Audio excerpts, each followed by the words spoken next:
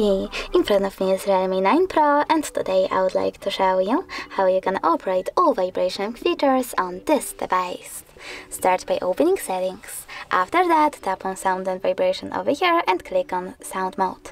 Now you can select vibrate in order to mute your device completely and leave only vibrations. Now you need to scroll down and tap on the switcher next to vibrate on ring. This way you can switch on or off vibrations for your incoming calls.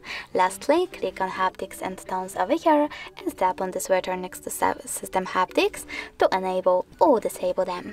Thanks so much for watching. If you enjoyed this video, leave a like, comment and subscribe.